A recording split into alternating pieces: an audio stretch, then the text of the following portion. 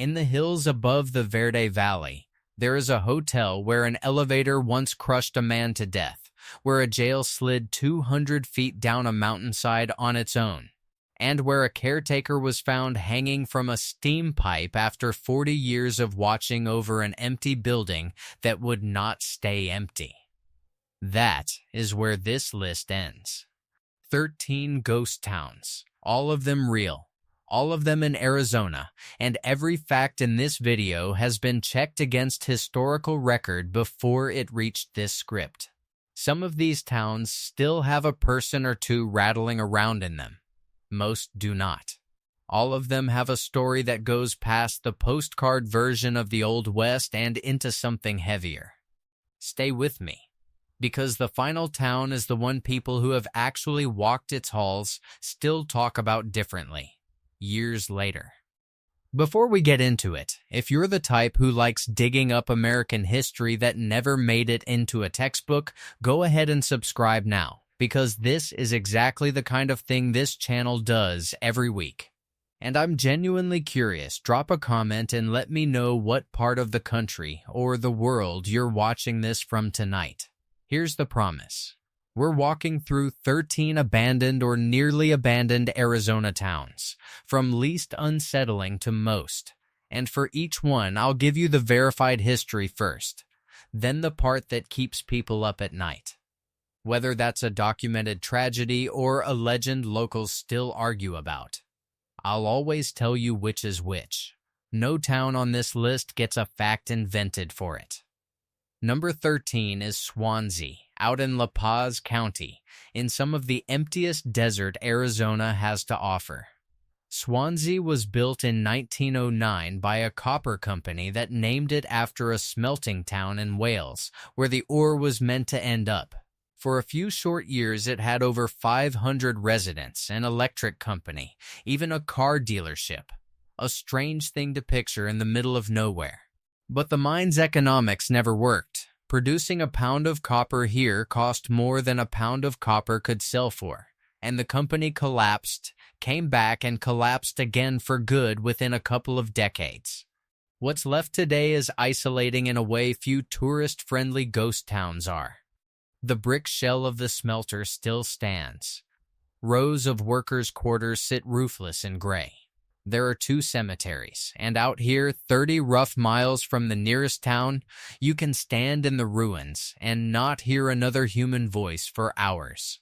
It's not a haunted house story, it's something quieter and, in its way, more unsettling, an entire town's worth of ambition, swallowed by distance and heat, with nobody left to remember most of the names.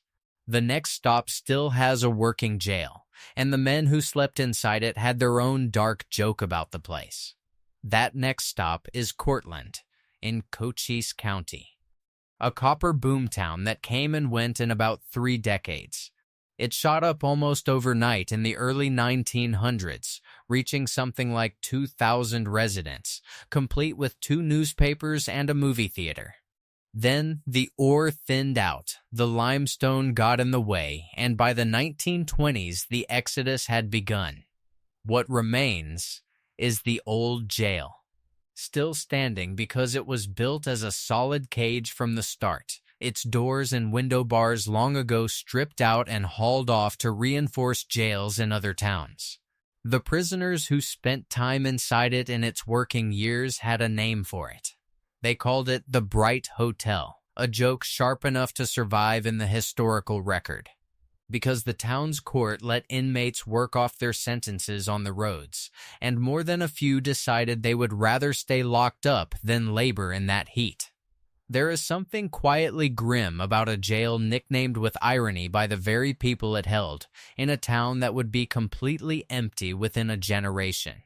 From Courtland, the Ghost Town Trail runs on toward a stop with a much more violent story, one involving a real gunfight and a real bullet wound.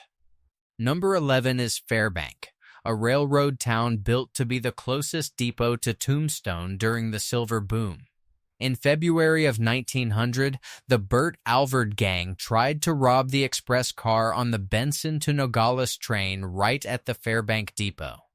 Former lawman Jeff Milton working as express messenger that night, was shot through the arm but still drove the gang off before they got a scent. One outlaw, known as Three-Fingered Jack, was mortally wounded and died in Tombstone after confessing to the whole thing. It's one of the last serious train robbery attempts of the Old West. On a strip of desert now quiet enough to hear the wind in the mesquite, the old schoolhouse still stands, restored as a small museum, and a short walk north takes you to the town's cemetery on a low hill. Fairbank is peaceful today. It was not peaceful on the night a lawman bled through his sleeve to keep a robbery from succeeding. Just up the road sits a town whose residents were once told to keep a loaded gun in every room of their homes. That town is Charleston. Number 10. Built in 1878 across the San Pedro River to house mill workers processing Tombstone silver. Within a year, it had roughly 40 buildings, a reputation for lawlessness to match Tombstone's own, and a close relationship with some of the most dangerous men in the territory, including the Clanton family whose ranch sat 5 miles south, and outlaws like Frank Stillwell, who ran a saloon there before moving on to a darker fate of his own. Despite that reputation, records show Charleston never suffered a successful armed robbery of its silver shipments, though one failed attempt did leave a mining engineer dead. What finally killed Charleston wasn't outlaws, it was the earth itself. In May of 1887, a massive earthquake centered in Sonora, Mexico, hit the region and kept shaking for more than 30 minutes of aftershocks. Every adobe building in town came down at once, and the town that had survived gunslingers and bandits was erased in half an hour by a force nobody could shoot back at. Today, the ruins sit inside a protected conservation area, eroding slowly into the San Pedro's banks. But Charleston's story doesn't end with the quake.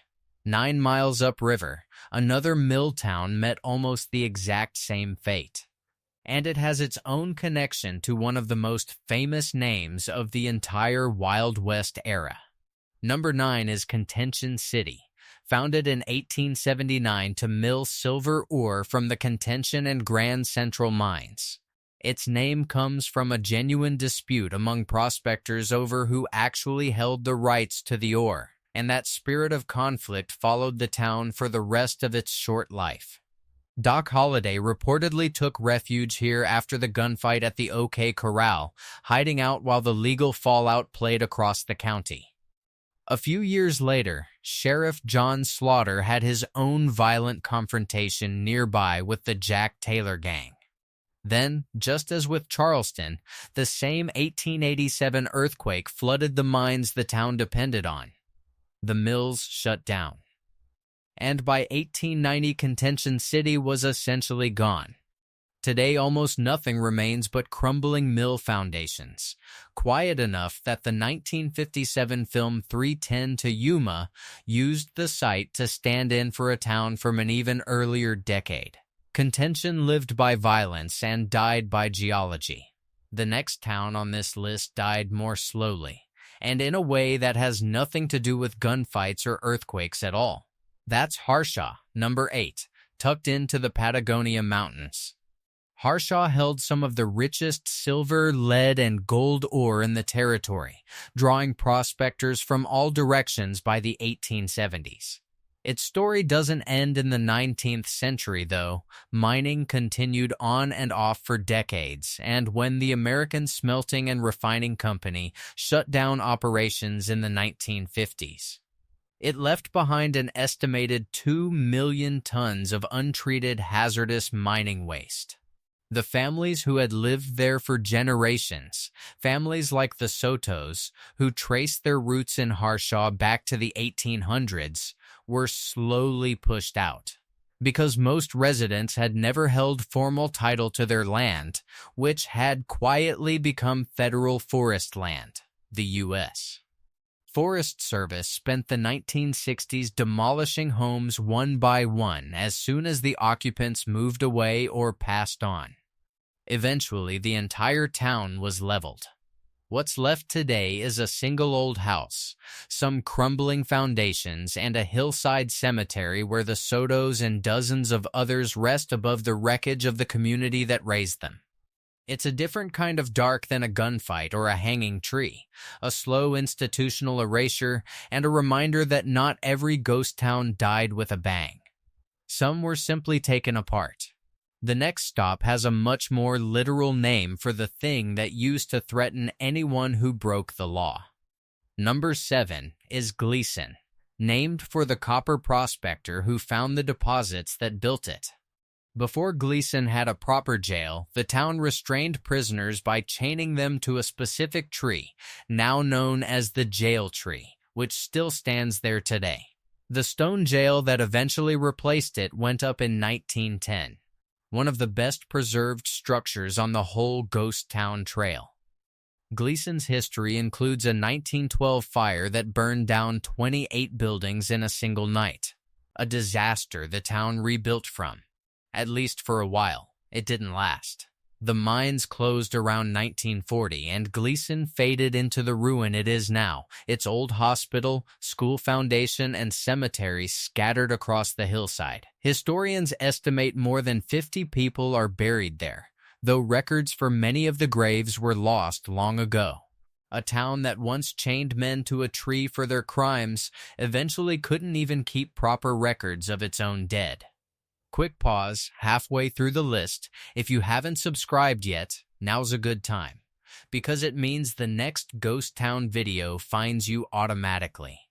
Our next entry has one of the darkest documented chapters on this entire list.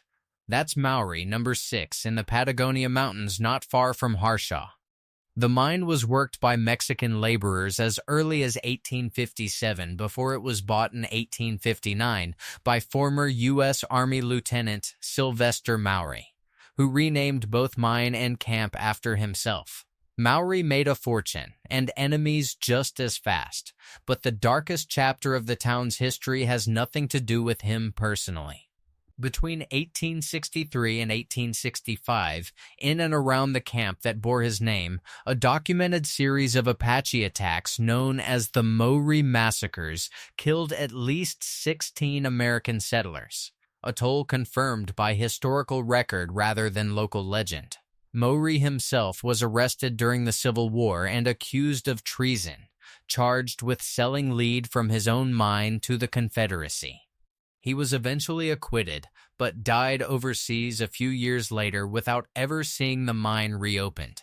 What's left of Mauri today is a scatter of adobe ruins, a place where 16 documented deaths happened within 2 years and where almost nobody visits anymore to remember them. From a documented massacre, we move to a town whose name comes from an entirely different kind of tragedy. One that happened before the town even existed. Number 5 is Oatman, out along Old Route 66 in Mohave County. The town takes its name from the Oatman family, whose horrific ordeal in 1851, hundreds of miles from where the town would eventually be built, became national news and left a lasting scar on the family's surviving members. Oatman itself started as a gold camp, and after a $10 million gold vein was discovered in 1915, the population exploded past 3,000 almost overnight. A fire tore through town in 1921, destroying much of it. But the old Drewlin Hotel, built in 1902, somehow survived and still stands today as the Oatman Hotel.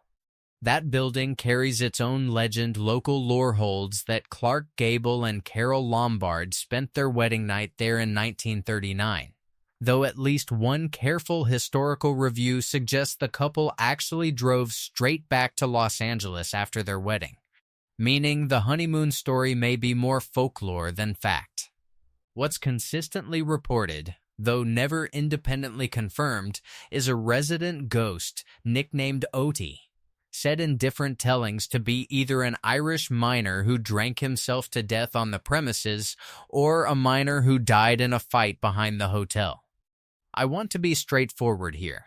None of that is documented history. It's local legend passed down for decades. And I'm telling you that plainly rather than dressing it up as fact. What is fact is the Oatman family's tragedy, the real fire of 1921, and a boomtown that outlived its own gold. Now we get into the top 4, and this is where the list stops being quirky and starts being genuinely heavy. That brings us to number 4, Vulture City, outside Wickenburg, and the site of the richest gold mine in Arizona history.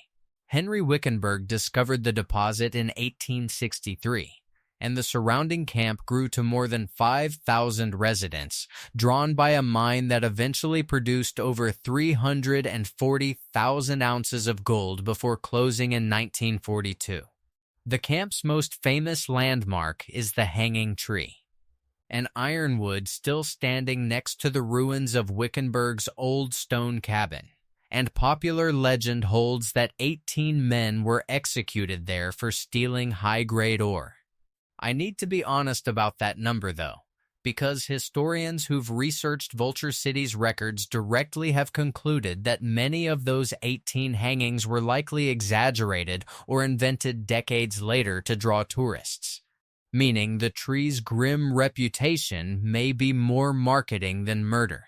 What is documented, confirmed by mining records rather than brochures, is a cave-in at the mine in 1923 that killed 7 miners and 12-pack burros in a single collapse, leaving a gaping open pit still visible today. So the Hanging Tree may be legend dressed up as history, but the men and animals crushed in that 1923 collapse were very real, and their deaths are the true dark chapter of Vulture City. From a legend built on top of a real tragedy, we move to a town where the violence is not in question at all, because it happened in front of witnesses, in broad daylight, and it's still one of the most famous 30 seconds in American history. Number 3 is Tombstone and its cemetery, Boot Hill, which holds the men who never made it out of the town's most violent years. Tombstone's reputation reached its peak on October 26, 1881, with the gunfight at the OK Corral, a roughly 30-second exchange of gunfire between the Earp brothers and Doc Holliday on one side, and the Clanton and McClory factions on the other. That left Billy Clanton and both McClory brothers dead. All 3 are buried at Boot Hill today, marked with simple wooden headboards.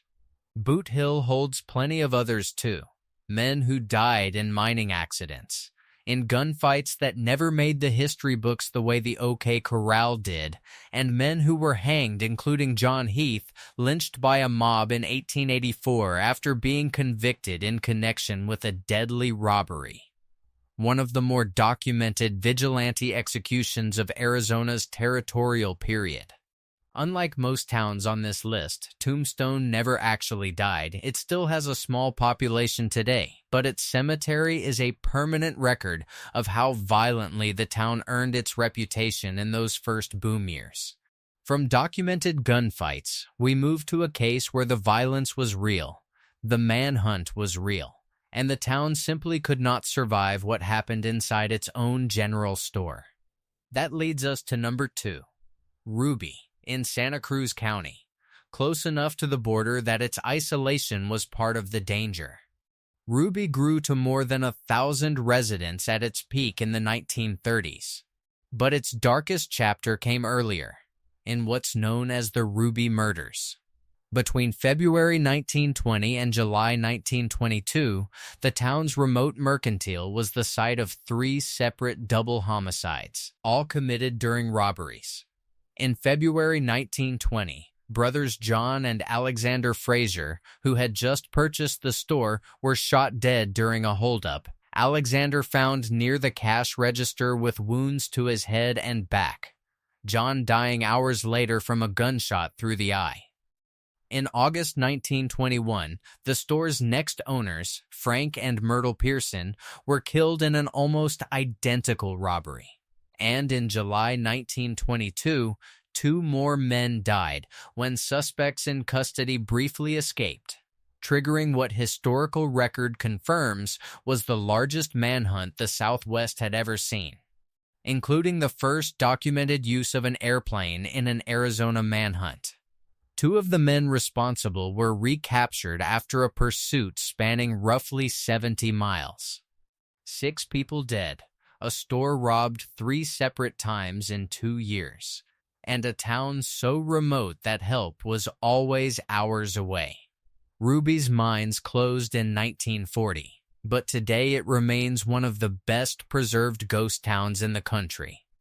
Its schoolhouse and jail still standing over the site of the bloodiest documented crime spree on this list. That brings us finally to the town that tops it, the one place here where death wasn't an event. It was the business model. Number 1, and the heaviest story we're covering tonight, is Jerome, perched more than a mile above the Verde Valley on the side of Cleopatra Hill. Jerome grew into one of the largest towns in the territory, earning the nickname the wickedest town in the West for its saloons and its general lawlessness. But the building that defines Jerome's darkest legacy isn't a saloon. It's the old United Verde Hospital, opened in January of 1927 as the most modern medical facility in Arizona at the time. Miners with mangled bodies from underground accidents came here to be treated, or to die. Women came here to give birth, some not surviving it. Patients with severe mental illness were housed here for treatment that by today's standards would barely qualify as care. Historical accounts suggest the hospital saw thousands of deaths over its operating years, though the often repeated figure of 9,000 is considered unlikely by researchers given the town's actual population. The real number, while smaller, was still substantial. 2 deaths there have never fully settled into simple explanation. In 1935, a maintenance man named Claude Harvey was crushed beneath the hospital's elevator. No autopsy was performed, the death was ruled accidental, and it's never been proven otherwise, but the circumstances left enough doubt that rumors of murder followed the case for decades. Around the same period, another orderly reportedly fell or was pushed from a 5th-floor balcony, and again, no arrest was ever made. When the hospital closed in 1950, the building sat completely empty for 44 years. Its furniture left in place for 2 decades as if someone might come back to use it. Locals swore they saw lights burning in windows with no working electricity, and heard coughing drifting out of a structure that should have been silent. The building's only known death during those empty decades came in the 1980s, when a caretaker named Manoah Hoffpower, hired to keep the vacant hospital safe from vandals, was found dead by suicide, hanging from a steam pipe in the engineer's office, the last life the building would claim before it reopened in 1996 as the Jerome Grand Hotel. Jerome has one more scar from its mining years that has nothing to do with the hospital. In 1936, a landslide triggered by decades of underground blasting tore the town's jail completely off its foundation and sent it sliding 225 feet down the slope, where it still sits today, uprooted from the ground it was built on. Jerome is not a town with one dark story. It's a town where death was part of daily operations for nearly 3 decades, where at least 2 of those deaths were never fully explained, and where the ground itself moved because of what the town did to survive. That's why, of everywhere on this list, people describe Jerome differently after they've actually walked its halls at night. 13 towns, 13 different ways the desert took over what people built. Some of these places died from silver prices and bad luck. A couple of them died because the ground itself gave out from under them. And at least a few of them earned their reputation the hard way, through crimes that were never fully solved or violence that history books can only partly explain. If there's a ghost town near you or one you think deserves its own deep dive, tell me in the comments. because Arizona is nowhere close to finished giving up its stories. Thanks for spending this one with me. I'll see you in the next one.